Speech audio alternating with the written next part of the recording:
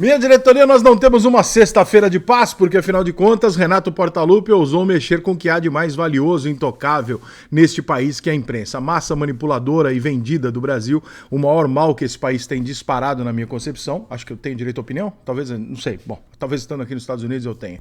Mas enfim, mexeu com aquilo que não se pode mexer. E aí o mimimi, o corporativismo e a ignorância, eles afloram porque o jornalista ele tem uma diferença muito simples para Deus. Deus não se acha jornalista. Essa é a diferença dos dois. Infelizmente, a minha classe, da qual eu faço parte, infelizmente, e que eu critico desde sempre, e me orgulho muito de criticar, porque se fosse pessoas como eu criticando o tempo inteiro, nós não permitiríamos que essa baixaria acontecesse, né? Como nós estamos vendo hoje, imprensa militando, mentindo, escolhendo manchete, defendendo o governo, apoiando o governo, enfim, palhaçada do caralho. Imprensa imparcial, a puta que eu parei, vamos combinar que no Brasil não existe isso. Em relação ao futebol também nunca existiu, porque se não existe sobre as coisas mais importantes, imagina sobre futebol. Só que, gente, existe um conceito assim, cara, eu pago o preço há alguns anos da minha vida por ser um inimigo da imprensa, por falar mal, por não gostar, por criticar e etc. Só que se todo mundo fizesse o que eu faço, a gente podaria que pessoas estragassem a dignidade da nossa profissão e a imagem da nossa profissão. Infelizmente, eu sou um dos poucos que pensa assim, a maior parte pensa que não, pô, coleguinha aqui, pô, dá um abraço aqui, tapinha nas costas, tá tudo certo, meu compadre. Pô, nós estamos juntos, nós estamos da mesma casa, nós estamos aqui, tem que defender a classe, né? Cabeça de sindicalista maluco, mas enfim. Quem estragou a relação jogador, dirigente, clube de futebol e imprensa não foram os jogadores, dirigentes e clubes de futebol. Né? Eu acho que você tem que ser muito filho da puta se você pegar o teu microfone e falar, não, foi sim, você tem que ser muito filho da puta.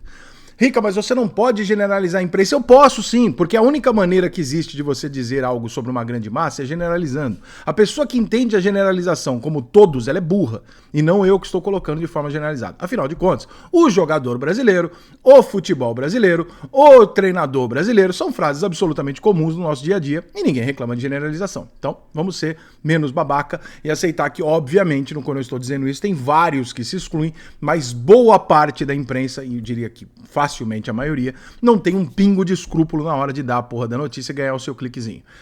É muito difícil, cara. É muito difícil ganhar clique, view e dinheiro dando notícia boa e falando bem dos outros. É muito difícil. Você tem que ter talento pra fazer isso. E ser desprovido de certa inveja. A maior parte não conseguiu estar no futebol pelo meio que sonhou quando moleque, então tem raiva daqueles analfabetos ganharem mais do que eles e etc. Então tem muita gente azeda trabalhando com futebol com ódio daquilo que trabalha.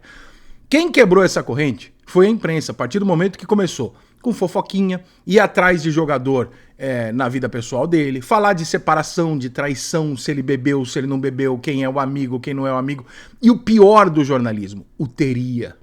O teria se chama filha da puta em linguagem jornalística, é isso. O cara que usa teria, ou ele está contando uma história que não faz mal pra ninguém, e tudo bem, né? Porque ele está supondo, contando uma suposição que existe midiaticamente ou no meio, tudo bem. Agora, o teria feito algo grave, que você não pode provar, é coisa de filha da puta. E tem muito filha da puta no nosso meio.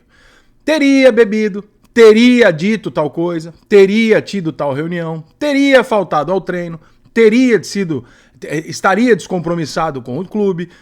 Tudo isso gera uma questão para o jogador, para o dirigente, para quem tá lá.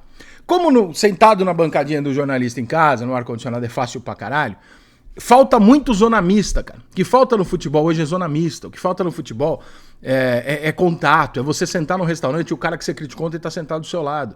Porque aí, cara, você vai ter uma relação pessoal com aquele cara que você não vai ser amigo dele, não. Não tô falando dos baba-ovos. Os baba-ovos são idiota também. É o cara que fica jogando do outro lado pra ganhar abracinho e camiseta. Eu tô falando da galera que tá a fim de trabalhar. Você tendo uma relação pessoal, você consegue ouvir em off aquilo que ele não vai poder dizer no ar. Então muitas vezes você vai ser surpreendido, como eu já contei várias vezes aqui, por coisa que você fala, pô, mas tá o jogador isso, aquilo, não sei o que, de repente vai vir um cara num restaurante, vai falar assim, irmão, o cara tá numa depressão do caralho, a mulher dele saiu de casa. Porra, caralho, eu tô batendo no cara como se ele fosse o irresponsável por não estar jogando bola. E aí você repensa, você baixa o tom. Quando você baixa o tom, vem os jornalistas de estúdio que não conversam com ninguém, porque ninguém gosta deles, né? E vão lá e falam assim, porque essa turma do vinho, essa turma de não sei o que é um bando de pau no cu que simplesmente está dizendo isso. Por quê? Porque ninguém no futebol gosta da pessoa, né? Ninguém fala com você, ninguém olha na tua cara, você é tido como um babaca no meio. Então, evidentemente que a turma do vinho, né? A turma do shopping, a turma do churrasco é a turma que se aproxima de pessoas que não querem você por perto. É simplesmente isso, né? Esse tipo de maldade colocada dos dois lados tem um alvo, que é o jogador de futebol, o treinador, o dirigente. Quem sai na rua, quem lida com bandido de torcida organizada, são esses caras. É a família desses caras que vocês colocam quando vocês falam isso.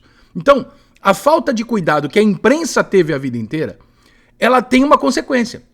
Eu não tô culpando a imprensa por um marginal ir lá e agredir um torcedor, porque isso não faz nenhum sentido. Mas parte da equação ela faz, porque boa parte fez isso. Existe o caso das caipiçaquias do Fred, onde seguiram o Fred na folga dele, pegaram a nota, viram quanto ele beberam e ligaram pra torcida organizada pra ir atrás do cara. Aí se o cara toma um pau, e aí? Quantos jornalistas foram atrás dos caras que fizeram isso, da emissora, do jornal, sei lá, e foram falar, vocês estão errados pra caralho, vocês não podem fazer isso com a vida pessoal? Ninguém! Por que ninguém? Porque é um corporativismo do caralho. E aí vocês querem reclamar quando o Renato Gaúcho diz uma frase que pra qualquer pessoa que não for muito burra, né, ou muito corporativista, essa frase é óbvia, é extremamente clara. O que ele disse simplesmente foi: vocês também estão expostos. Se a gente começar a dar nome pra quem está mentindo e plantando coisas negativas aqui no clube que não são verdade, vocês também estão expostos. Cadê a ameaça? Cadê o mimimi? Né? O mimimi vai aparecer, porque vão aparecer os jornalistas de estúdio, despedaçados, geração, né, millennial, não suporto isso, meu Deus, eu preciso de um psicólogo, porque um treinador de futebol falou que eu tô exposto, meu Deus, chamando minha psicóloga. Eu não consigo conviver com o fato de alguém ter rejeitado o que eu, imprensa, digo. Afinal de contas, eu manipulo a nação, eu faço o que eu quero, eu sempre fiz, eu sou da Globo, eu sou de não sei aonde, eu posso fazer o que eu quiser, né? Não é mais, querido, você não se tocou ainda, você não é mais, mas enfim, o Renato simplesmente disse o óbvio do óbvio. Só que disse pra quem não pode. Você não pode contestar a imprensa, né? Você contesta a imprensa, quando você discute com o entregador, você vira agressor de entregador. Quando você discute com a imprensa, você anda na praia, você maltrata uma baleia. Quando você discute da imprensa, você fala que você é de uma posição que a imprensa não quer, você massacra Jojo Todinho. É assim que a banda toca, só otário que não percebeu isso ainda, né? E o Renato é um cara que não é muito querido ali, né? Naquele meio. O que ele disse não é covarde, não é ameaça e não instiga a violência de ninguém. O que ele disse é: nós somos ameaçados e muitas vezes vivemos com as nossas famílias em situação delicada por mentiras de vocês. E se eu falar quem são os de vocês que estão mentindo a nosso respeito? Vocês vão gostar? Porra, puta, tava na hora de alguém dar essa cartada. Tava na hora de alguém chegar mesmo pro jornalista e falar assim: e se eu começar a falar? E se eu der o nome e falar, fulano, fulano e fulano mentiram? Vocês vão pra justiça, você pode provar que você tem razão e ganhar uma nota. Agora, e se você mentiu mesmo? E se você não puder provar o que você falou? E aí? Ele tá expondo vocês, não tá? Mas por que você nunca ficou chateado quando a gente expõe a vida dos jogadores, dos dirigentes, etc, e joga os caras pros leões? Isso é só futebol, cara. E pra tratar futebol, você tem que ter um pingo de noção de entretenimento na sua cabeça. Que é o seguinte, o cara tá lá exercendo uma profissão, eu tô comentando o entretenimento de modo que se ele perder o pênalti ou não, se ele faltar ou não faltar, ele não precisa ser assassinado. Ele não é um filho da puta, ele não é um bosta, um vagabundo, um mau caráter, porque ele tem filho que vai na escola. Você também tem filho, né, jornalista? Então você sabe como é que é, né? Imagina se amanhã ou depois você chega na escola, tem um monte de molequinho gremista falando assim, aí todo mundo falou que seu pai é mentiroso. Você vai ficar chateado? Ia, né? Mas e o que acontece quando você fala que o treinador não treina, que o treinador não se prepara, que o treinador é ignorante, que o treinador é fanfarrão? Acontece a mesma coisa, o filho dele vai na escola e vê a mesma coisa. Agora, o pau que bate em Chico não pode bater em Francisco, por quê? Porque você tem a porra do microfone na mão? Desculpa, cara, mas passou da hora da gente baixar nossa bolinha, assumir a bosta de trabalho que nós estamos coletivamente fazendo há décadas e mudar as coisas. Quem distanciou o futebol da imprensa e, por consequência, do torcedor e, por consequência, o dinheiro do seu bolso, fomos nós, não foram eles. Então, nessa equação, o Renato só tá dizendo o seguinte: e se a gente reagir? Aí fudeu, né?